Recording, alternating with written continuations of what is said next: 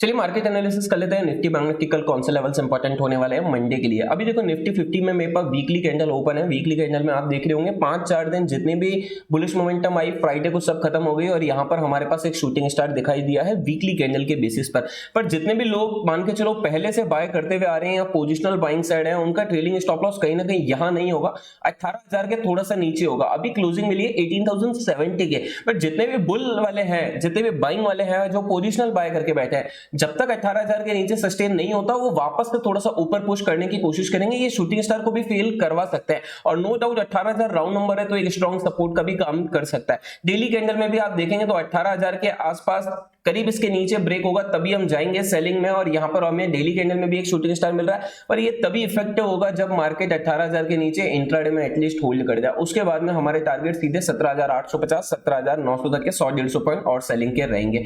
15 minute time frame में चल के देखते हैं कैसे ट्रेड करना है कल के लिए। सिंपली यहां पर देखो फ्राइडे का मोमेंटम क्या रहा। मार्केट यहां पर एक बड़ा गैप डाउन दिया, बुलिश हुआ, उसके बाद में सेलिंग करके 18,170-80 को रेजिस्टेंस बना के फिर से गिर गया। अगर कल फ्लैट ओपनिंग मंडे को मिलती है 18,050 नीचे ब्रेक होता है 18,050 40-50 पॉइंट के लिए सेल कर सकते हैं और राउंड नंबर 18,000 इजीली टच होता हुआ दिखाई देगा। पर 18,000 पर आने के बाद में आपको अलर्ट हो जाना है। अगर ये 18,000 नीचे ब्रेक हो जाता है, मार्केट इसके नीचे निकल के 15-20 मिनट होल्ड कर जाता है तो फिर ये और गिरावट दिखाएगा, 17,900 तक भी कंटिन्यू हो सकता है। जो हमने डेली बेसिस पर शूटिंग स्टार देखा उसकी सेलिंग हमें, उसका इफेक्ट हमें मार्केट में 18,000 का लेवल ब्रेक और नीचे सस्टेन होने के बाद में ही वैसी सेलिंग दिखाई देगी। बट अगर मार्केट में ऑलरेडी फ्लैट ओपनिंग भी नहीं आ रही या आपको सेल ट्रेड भी नहीं मिल रहा, मार्केट आपको छोटा सा 40-50-60 पॉइंट का गैप डाउन दिखा देता है, 18,070 पे बंद हो रहा है, मान के चलो कि 18,000 पे ही खुल रहा है, ये 18,010 5 15 के आसपास खुल रहा है तो फिर वेट करना, मॉर्निंग में ट्रेड मत करना। 18,000 कैसे रिएक्ट कर रहा है मार्केट, उसको ब्रेक करके सेलिंग दिखा रहा है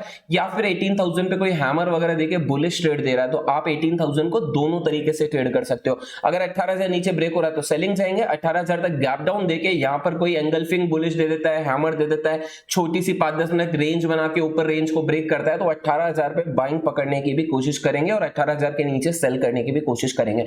अगर हम 18,000 पे बाय करते हैं तो पहला टारगेट हमारा सीधा रहेगा 18,130 का। 18,130 ऊपर ब्रेक होता है तो बाइंग साइड में दूसरा टारगेट रहेगा 18,175 180 का।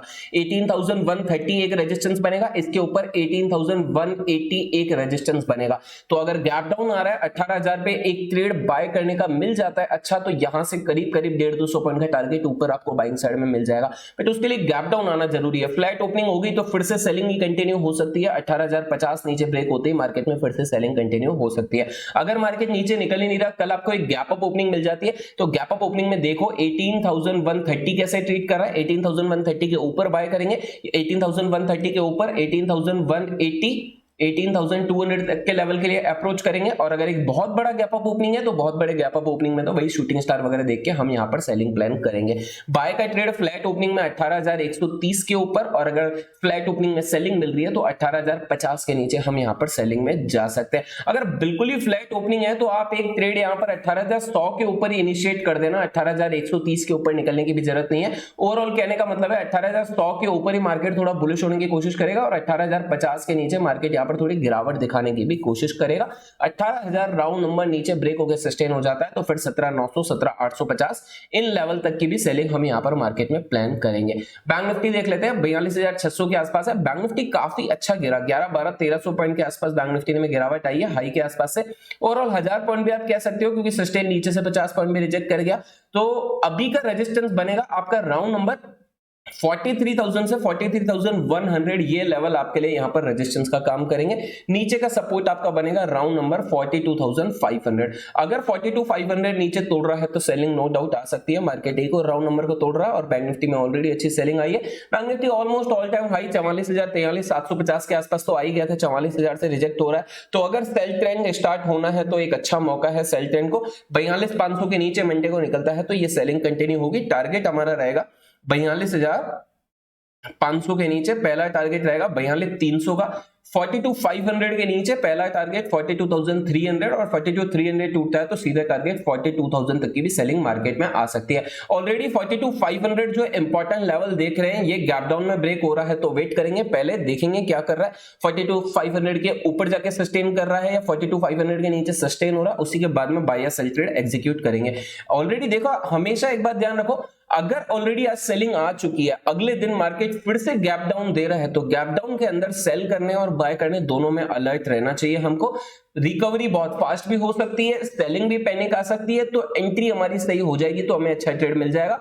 बट हमेशा एक सेलिंग के बाद गैप डाउन आ रहा है तो ट्रेड सोच समझ के लेना चाहिए। अगर गैप अप ओपनिंग आ रही है तो गैप अप ओपनिंग में जैसा मैंने आपको कहा 43,000 से 43,100 आपके लिए रेजिस्टेंस का काम करेगा। ये रेजिस्टेंस पे आता है 43,000 के आसपास आता है तो यहां पर फिर से सेल कर सकते हो शूटिंग स्टार वगैरह देख के। अगर यहां पर मार्केट 43,100 के ऊपर निकलता है तो 43,100 के ऊपर 43,100 के ऊपर 43,350 तक के लेवल के लिए हम फिर से बैंक निफ्टी में 43,100 के ऊपर बाइंग प्लान करेंगे। एक बड़ा गैप अप है, बड़े गैप अप में आगे थोड़ी सी सेलिंग प्लान करेंगे मॉर्निंग में, उसके बाद में देखेंगे ट्रेंड कहां पर ब्रेक हो रहा है। निफ्टी फिन 19,000 तक की गिरावट आ गई और एक्सपायरी पे तो ये 19,500 को टच किया था। मैं आपको बोला था ऑलरेडी रेजिस्टेंस पे आ चुका है, Nifty Fin all time high के आसपास ऑलरेडी आ चुका है। यहां अगर 500 पे रिजेक्शन मिलना ही मिलना है और 500 से जो रिजेक्शन मिला एक ही दिन के अंदर 19,000 आ गया, 500 पॉइंट की गिरावट दिखा दी। तो आपको ये रिजेक्शन बहुत ही स्ट्रांग दिख रहा होगा, पर 500 पॉइंट की सेलिंग आने के बाद में कल मेरे हिसाब से थोड़ा सा सेलिंग इतना नहीं करना चाहिए।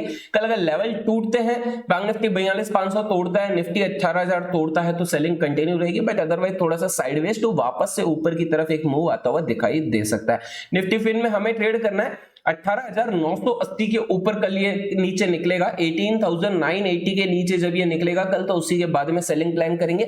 ऊपर आता है तो 19,100 फिर से रेजिस्टेंस है, इसके आसपास देखेंगे क्या कर रहा है। अगर बाय करना है निफ्टी फिन को 19,100 के ऊपर जाके 5-10 मिनट होल्ड करने तो उसके बाद में बाय करना। सेल करना है 18,980 के नीचे निकलने तो उसके बाद में सेल करना। ये 120 पॉइंट के अंदर बीच में मार्केट यहाँ पर थोड़ी सी निफ्टी फिन के अंदर वॉलेटिलिटी ही बनी रहेगी, ठीक है। अगर फ्लैट ओपनिंग मिल रही है तो 18,980 के नीचे ही सेल में जाएंगे और उसके बाद में टारगेट रहेगा 900 का, 850 तक का भी टारगेट रहेगा। पर सेल तभी करेंगे जब 18,980 निफ्टी फिन के अंदर नीचे ब्रेक हो। ऊपर मिलता है तो 19,100 के आसपास देखेंगे, यहाँ शूटिंग स्टार दे रहा है तो 19,100 के आसपास सेल है। अगर 19,100 के ऊपर सस्टेन कर जाता है 19,100 के ऊपर 10-15 मिनट तो 19,200 और 250 तक के लिए लेवल के लिए 300 तक के लिए भी वापस से बाइंग अप्रोच करेंगे 19,100 के ऊपर। चलिए स्टॉक्स देख लेते हैं। पहला स्टॉक है हमारे पास HDFC बैंक, 6% डाउन है, बैंक्स की वजह से एक बड़ा गैप डाउन और उसके बाद में नीचे आया। मैं जो पोजिशनल लेके बैठे थे 1645 का ट्रेलिंग स्टॉप लॉस आपका हिट हो जाना चाहिए मेरे हिसाब से, जो मैं आपको बता के बैठा हूं। तो मेरी तरफ से बाई का ट्रेड खत्म है, मैं आपको ऑलरेडी पहले बुक करा दिया था 17,015-20 के आसपास आप बुक कर लेना, वो आपको लेवल मिले। 1600 पे हम उठाए हुए थे, फिर भी जिन्होंने बुक नहीं किया 1645 का ट्रेलिंग स्टॉप लॉस आपका हिट हो चुका है। अभी पोजिशनल नहीं बनेगी, फिलहाल देखते हैं, पहले बैंक्स को डिसाइड करने देते हैं कहां पर जा रहा है, कहां ब्रेक कर रहा है, उसी के बाद में पोजीशन बनाएंगे। हमारा भी नेक्स्ट स्टॉप लॉस जिनके पास अभी भी होल्ड है वो बनता है 1590 के आसपास। 1590 के नीचे टूटा या 1580 नीचे टूटा तो और सेलिंग आएगी, बट यहां पर 1580 से 1625-50 के आसपास ये थोड़ा सा साइडवेज मोमेंटम कर सकता है। अगर आपको वापस से बाय करना है तो 1655 के ऊपर निकलता है तभी वापस से बाइंग पोजीशन बनाना, उससे पहले बाय मत कर लेना, ठीक है। नेक्स्ट स्टॉक है हमारे पास ICICI बैंक। ICICI बैंक के अंदर भी रिजेक्शन मिला, बट इसने फ्राइडे को भी अपसाइड मोमेंटम लगाई क्योंकि ओपनिंग गैप डाउन नहीं थी, फ्लैट थी। 942 तक गया, 926 के आसपास बंद हुआ है, बट यहां पर शूटिंग स्टार ये ग्रीन है नो डाउट, बट यहां पर ये भी एक अच्छी मोमेंटम करके आया, 943 के आसपास जाके आया, तो इसको भी हम यहां पर सेल नहीं करेंगे फिलहाल। अभी अगर इसको हमें सेल करना है तो 900 के नीचे ही करेंगे, उससे पहले बुलिश पोजीशन को आपको होल्ड करना चाहिए 900 के ट्रेलिंग स्टॉप लॉस के साथ में। अभी पोजीशन होल्ड करो, ये फिलहाल वापस से ऊपर की तरफ ही निकल सकता है। नेक्स्ट स्टॉक है हमारे पास एक्सिस बैंक। एक्सिस बैंक में देखोगे कोई खास मोमेंटम है नहीं, सेल ट्रेड जरूर बनेंगे, 850 के नीचे 845 के नीचे निकलेगा तो सेल बनेंगे, अदरवाइज मार्केट साइडवेज है, बाइंग साइड तो इसमें हमने पोजीशन में नहीं बनाई है। Kotak bank, Kotak bank reject करने की कोशिश कर रहा है। कल अगर कोटक बैंक नीचे गिरता है 1915 के नीचे आता है तो मैं इसको जरूर सेल करूंगा। इंट्राडे में भी आप सेल कर सकते हो, 1915 के नीचे अगर इंट्राडे में निकलता है तो आप इसको सेलिंग कर सकते हो। पहला टारगेट आपका 1900 का 15-20 पॉइंट का होना चाहिए, इसके नीचे निकलता है तो 1800 1970 तक की भी आपको एक मोमेंटम इंट्राडे में सेलिंग साइड मिल सकती है 1915 के नीचे। नेक्स्ट स्टॉक है हमारे पास रिलायंस। रिलायंस ने कोई रिजेक्शन नहीं लिया, एक डोजी बनाया, नो डाउट रिजेक्शन तो था बट सेलिंग नहीं आई है रिलायंस के अंदर। रिलायंस एक अच्छी वजह है कि मार्केट इससे ज्यादा नहीं गिरा है, एटलीस्ट 2460 का हाई लगा, 2440 के आसपास बंद हुआ है। सेल तभी करेंगे जो लास्ट का स्विंग बना है हमारे पास, ये स्विंग बना है, ये स्विंग के नीचे निकलेगा तभी रिलायंस को हम सेल या प्रॉफिट बुक करने की कोशिश करेंगे। तो अभी जिनके पास पोजीशन है, होल्ड है, 2200 पे बाय करवाया हुआ है, अगर किसी के पास पोजीशन है तो ऑलरेडी 2460 तक आ चुका है, बट 2400 का आप ट्रेलिंग स्टॉप लॉस लगा लो। 200 पॉइंट कम से कम कैप्चर करेंगे, 2400 के नीचे निकलेगा तो प्रॉफिट बुक कर लेंगे, उसके बाद में सेलिंग प्लान करेंगे। अदरवाइज जिनके पास अभी भी, जिनको होल्ड करना है मतलब कर सकते हो 2400 के ट्रेलिंग स्टॉप लॉस के साथ में, बट फ्रेश पोजीशन आपको अगर सेल करनी है तो 2400 के नीचे ही करना। फ्रेश बाइंग आपको करनी है रिलायंस के अंदर 2465 के ऊपर, जब ये कैंडल की क्लोजिंग देगा 2465 के ऊपर रिलायंस, उसके बाद में फ्रेश बाइंग में भी जा सकते हैं, ठीक है। नेक्स्ट स्टॉक है हमारे पास टीसीएस। टीसीएस ग्रीन में बंद हुआ, इतनी बड़ी सेलिंग नहीं आई, ये एक अच्छा रीजन है निफ्टी का होल्ड करने का।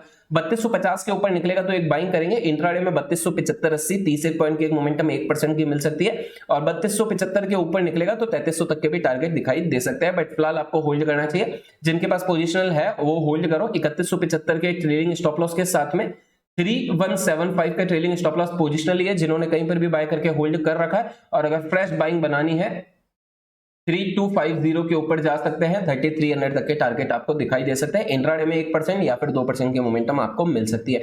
नेक्स्ट स्टॉक है इन्फोसिस। इन्फोसिस देखो यहाँ पर फिर से एक मोमेंटम किया, एक गैप डाउन दिया, हैमर बनाया, वापस से फिर यहाँ पर ये थोड़ा सा नीचे घूमने की कोशिश कर रहा है, बट ये फिर भी रेंज है 1280 के ऊपर इन्फोसिस निकलेगा तो मेरे हिसाब से एक इंट्राडे मूव 1300 तक का 21 पॉइंट का मूव आपको इंट्राडे में दिखाई दे सकता है। पोजिशनल वाले वेट करने चाहिए, अभी मेरे हिसाब से इसको बाय मत करो, थोड़ा सा अगर नीचे मिलता है तो वहां पर बाइंग की सोचेंगे। नेक्स्ट स्टॉक है हमारे पास एचडीएफसी। एचडीएफसी ने भी यहाँ पर एक बड़ा गैप डाउन देके फिर भी गिरावट दिखाई है, लेवल्स को तोड़ दिया है मेरे हिसाब से। 2700 का लेवल जहां पर ये क्लोजिंग दिया है ना, यही इंपॉर्टेंट है। अगर कल फिर से 2695 तोड़ता है तो एक बड़ी सेलिंग मार्केट में एचडीएफसी और एचडीएफसी बैंक की वजह से दिखाई देगी। 2695 नीचे टूटता है तो एचडीएफसी को हम यहाँ पर सेल कर सकते हैं। एक टारगेट हमारा सीधा बनेगा 2650 का 20.2% के लिए। अगर हमें बाइंग करनी है तो बाइंग फिलहाल यहाँ नहीं करेंगे, 2750 के ऊपर निकलेगा 2750 के ऊपर तभी बाय करेंगे, या तो 2700 का जो सपोर्ट है, देखो 50 पॉइंट ऊपर का स्पेस है जहां से रिजेक्ट हुआ था, 50 पॉइंट नीचे का लेवल है जहां पर सपोर्ट ले सकता है, तो 2700 नीचे ब्रेक कर रहा है तो सेलिंग बनेगी 50 पॉइंट के लिए। 2700 पे सपोर्ट वगैरह हैमर कुछ दे रहा है तो यहां से बाइंग 50 पॉइंट के लिए बनेगी। 2750 ऊपर क्रॉस करेगा तो वापस से हाई टच करने की, 2850 टच करने की पूरी कोशिश करेगा। आई होप आपको लेवल समझ में आ गए होंगे। If you like this video please click on like button and subscribe the channel. Thank you.